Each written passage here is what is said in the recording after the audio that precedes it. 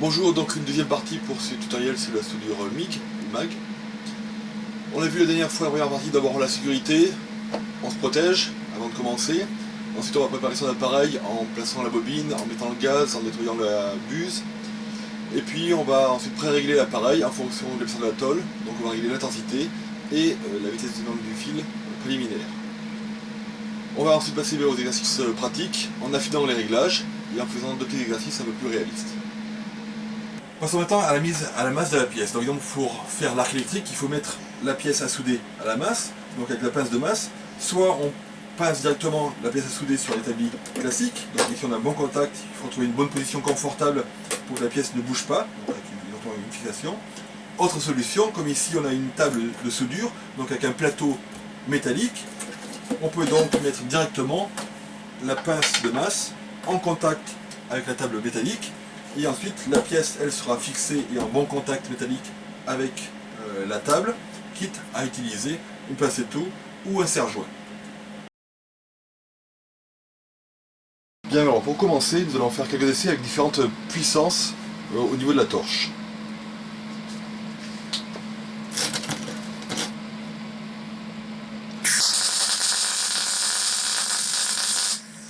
Ça c'était le mini.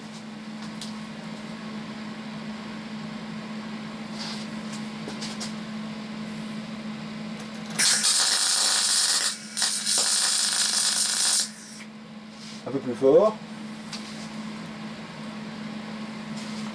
Et beaucoup plus fort.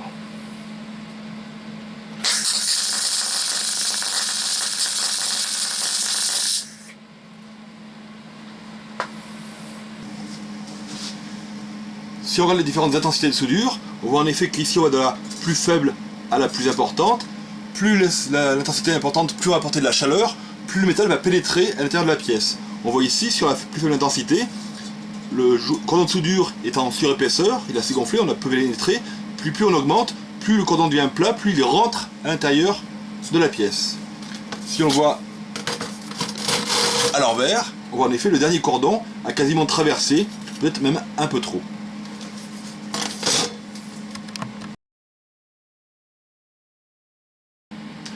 On va voir maintenant le réglage du défilement du fil en faisant, avec une puissance moyenne, des essais, vous allez voir, à différentes vitesses d'avancement du fil, et vous allez surtout écouter les différences de bruit.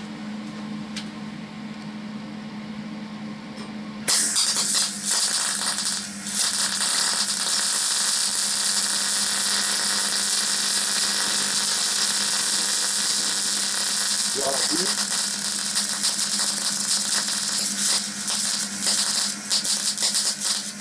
On accélère.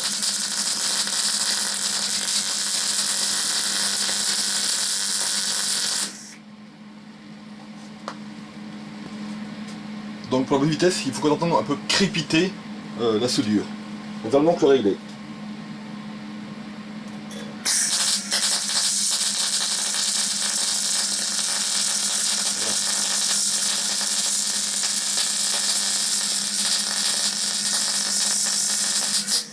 Voilà. Bon réglage. Donc un essai avec le réglage qui va bien.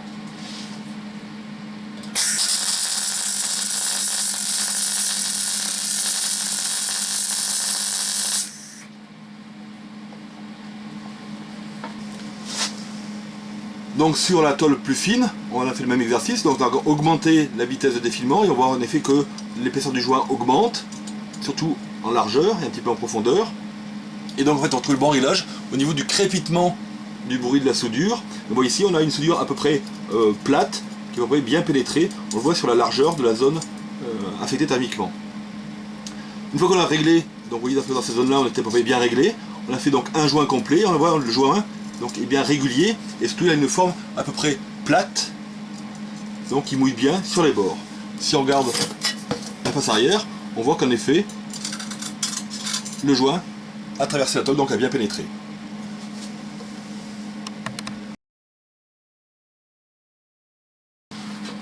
Juste un point pour vous rappeler comme l'utilité du gaz. On va faire un petit essai donc sans argon pour voir en fait l'utilité du gaz. Je vais vous écouter le bruit.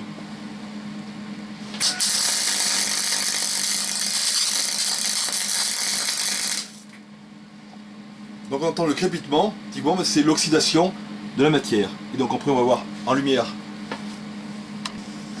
Donc si on regarde en lumière naturelle, déjà on voit des grosses plaques à la place d'un cordon bien lisse. Et même à l'intérieur du cordon, on voit donc des zones marron ou orange, donc c'est de l'oxyde de fer, donc le métal s'est oxydé pendant la soudure.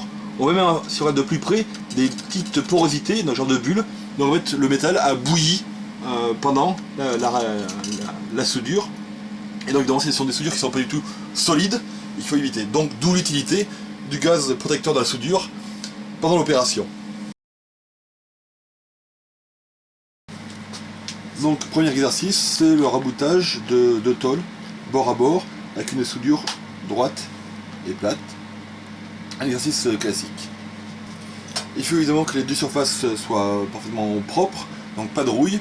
Si nécessaire, on passe un coup de lime ou un coup de brosse métallique pour avoir d'une part un bon contact électrique et ensuite éviter d'avoir de la rouille qui se mette dans le cordon de soudure. Donc point important, la position de soudure. En fait, on va toujours poser sa buse dans l'axe, de façon symétrique par rapport au cordon de soudure. Donc ici, on se met dans l'axe. Et ensuite, on va s'incliner à peu près de 20 degrés dans le sens de progression. Par exemple ici, comme ça, pour une vingtaine de degrés. En restant toujours la buse dans l'axe, donc dans le mouvement, on va voir pour la soudure. On peut ensuite souder en avançant. Donc on va pousser en fait le cordon de soudure. Ou éventuellement en reculant. Pour ma part, je préfère le faire en avançant parce que avec la lumière de l'arc, on peut voir où est-ce qu'on avance, où est-ce qu'on va. Donc première opération, le pointage. On va donc pointer les deux pièces, c'est-à-dire qu'on va faire deux petits points de soudure aux extrémités afin de solidariser les deux pièces pour la suite de la soudure. Donc pour ça, on va préparer comme d'habitude notre buse à la bonne longueur, le fil. Donc pour cela, on va faire deux petites soudures aux extrémités en comptant bien 2 secondes sans bouger. Donc 1, 2, avec les réglages qu'on a définis précédemment.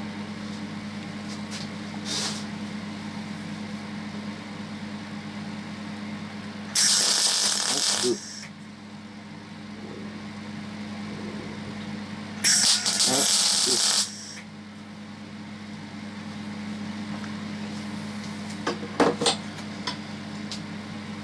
Donc pour ma part, j'aime bien en fait, faire les pointer vraiment au début et à la fin du cordon de soudure, ce qui évite en fait les petits désagréments de risque de percer ou d'évaporer la matière à la fin de la soudure.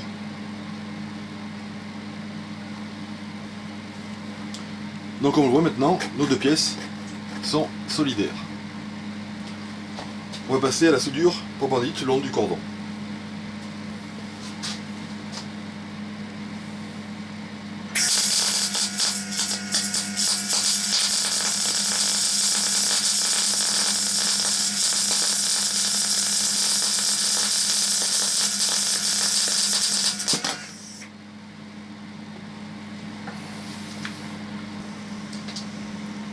Donc maintenant la soudure en lumière naturelle, donc comme on voit une soudure continue, peut-être un petit peu épaisse, mon mouvement de buse n'était pas assez rapide.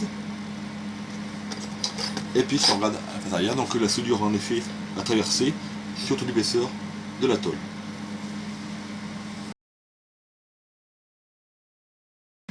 Donc un second exercice avec une soudure en T ou en équerre, où on va positionner donc en fait une nervure, on fait une nervure sur le plat d'une tôle toujours d'1 mm. Donc pour positionner la nervure, on va utiliser une pincetto, le deuxième meilleur ennemi du soudeur. Et donc on va procéder comme tout à l'heure, d'abord au pointage et puis aux soudures le long du cordon. Donc comme tout à l'heure, nous allons procéder d'abord au pointage.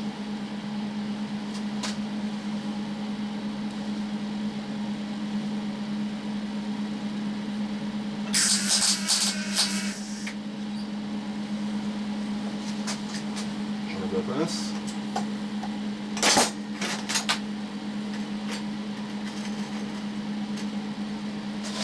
Et le deuxième pointage.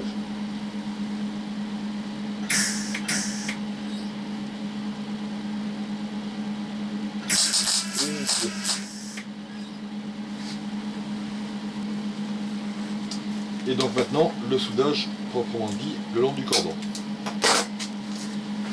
Donc au niveau position, je vais donc me mettre toujours donc, symétrique par rapport au cordon de soudure, donc qui est donc à 47 degrés puisque je mets les tôles à 90 degrés, et puis donc toujours incliné de 20 degrés dans le sens d'avancement ou de recul de la soudure. Donc comme toujours, moi je vais aller dans le sens avancé.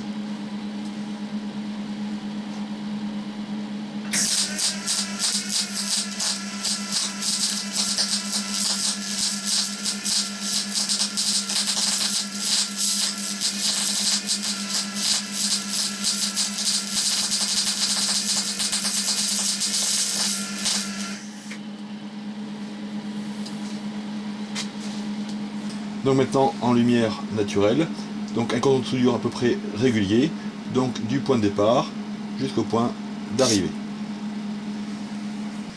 Et voilà pour cette première vidéo de soudage MIG ou MAG.